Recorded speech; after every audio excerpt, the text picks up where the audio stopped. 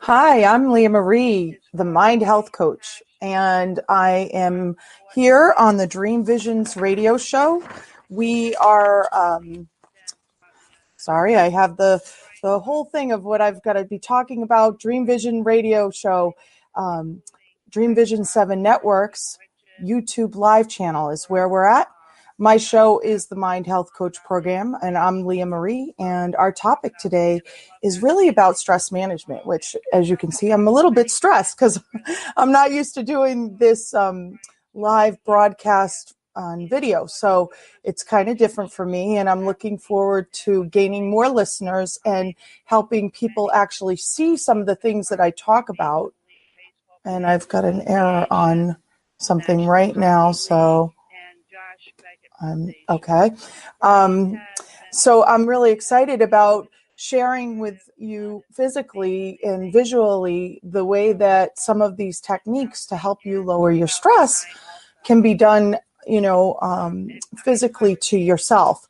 And I do a lot of trainings in person, so this is not something that's totally new, but working with the computer and making sure everything's accurate technology-wise is a little challenging. So I hope that you enjoy this broadcast. I hope you stay tuned. I'm really looking forward to talking about a lot of the different things that I talk about on the show and a little more expansion on that topic. So the whole premise of this show is to share those techniques so that you can visually see what I'm doing. And so I have talked a lot in recent years about meditation and the health benefits of meditation.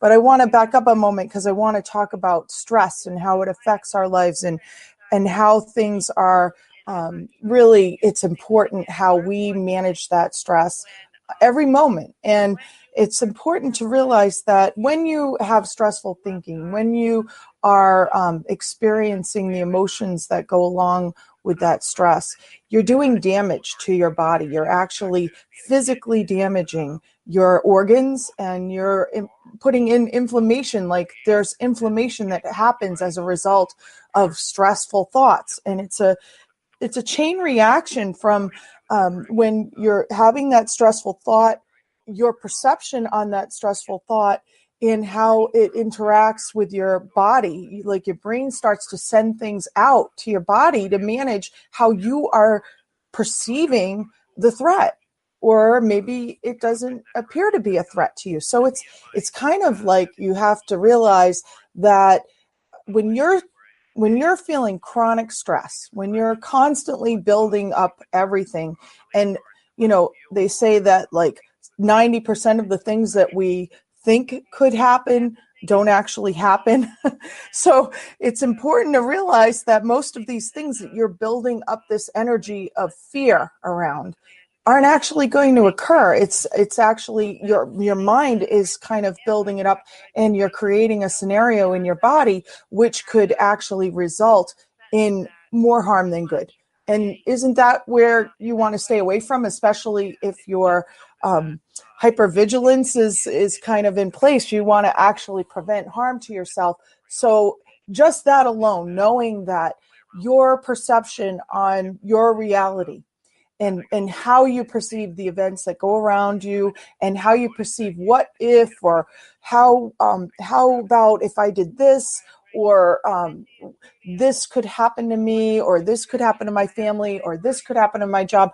All of those factors, if you're constantly going to the negative viewpoint, which is human beings, we're kind of at that predisposition because of our time in primitive life where we had to kind of be very aware, and that's how we evolved. I think I just heard recently a good analogy was to always think that there was a lion or a bear in the forest was better than to not think about a lion or bear and think you're okay. Those that always thought that they were okay would actually not be prepared, and they might be eaten by the bear or the lion in the forest, or on the savannah. So the thing that brings us to is that was the way humans evolved. That's the way we evolved as humans. But now, we do have to take safety precautions and make sure you never know when something can happen that you can be putting yourself in danger. You might be in an area that you could be attacked, you could be robbed. There are lots of things that are real that could happen. But the main thing that we have to do is make sure that we aren't blowing up situations. Like, what if I can't function in the right way to create more wealth in my life? Or what if I can't even cover my bills? Or what if I get sick? Or what if I can't afford my children's college expenses? I've been there. I know how all of those things are. They're a choice in a way to think about, or it could be a reality. But in the moment is very important, because if it's not affecting you right in this moment, then it's more just your visualization of where you're bringing yourself to. So if you're always stressed, if you're always thinking about money, I know a couple people in my life that are, they limit themselves from doing anything because they feel almost a sense of guilt if they go forward and take a vacation, or if they are, thinking they're spending too much money on something. They'll feel a lot of guilt. They won't go out to eat. No, I'm not saying you just go spend, and not be cognizant of your own ability and budget. But, some of these things are so important. Some people are even reluctant to give themselves care that's for free. So it's like they have a guilt if they're going to take time away from what they focus on as money creating time and go for a walk. Now that's just plain self-care, and that is just stress management. We really, as humans, need to connect with our outer world of nature. And, it's all harmonious. It's all part of who we are. And, when we come into this world, we're working in harmony with plant life. I have a great meditation, which I plan on doing a quick meditation at the end of this show, focused on that, because I just love this meditation. It's called my cleansing meditation. It's available with, nice music and ambiance. And so I call it a mooditation. That's what I do for meditations, is mooditations. And this particular one focuses on our relationship with our universe, with plant life, with flowers and anything that's growing out there that's using carbon dioxide, which is what we produce. We produce carbon dioxide. I read a statistic the other day that we have about 21,600 breaths in one day. I think that's accurate. I don't have the facts right in front of me, but it was something I heard about a week ago, and I thought that was so interesting, because in a day's time, we are breathing over 21,000 times, almost 22,000 times out nourishment to our vegetation and the plants and anything that uses carbon dioxide, which is, most of the plant life around us, that's giving us a gift back of oxygen. And I just love that relationship. I think it's so important. And, I love going out. I have some woods that I love to go out into in many different areas. There's so many woods that I really, really enjoy and appreciate. And I kind of always really, when I'm out exploring a new trail, I'll find a tree and create a relationship. I mean, I try to create a relationship with all trees, but there's oftentimes one that stands out to me, or maybe one that I see that needs more love than the others. So if I visit frequently, or even in meditation, in this meditation, I might be visualizing that particular tree, or, whatever it might be. My garden, a lot of times in the summertime, I'll focus on that, and I'll be sending out nourishment with my breath. And it just makes me feel a gift from that, because giving is kind of like what we're programmed to feel, that really good sense of joy from, and it's great to receive too. So when it's reciprocal, it's even better. It's like an amazing relationship. So our relationship it's almost like a passive relationship that's always there, and we take it for granted. And, you know, it's important that we recognize this relationship with the trees and plants and our gardens, and how it goes so much deeper than just visual. You know, this is really a nurturing amongst us, and not only a nurturing of the exchange of, you know, the elements of air, what is contained in carbon dioxide and in oxygen.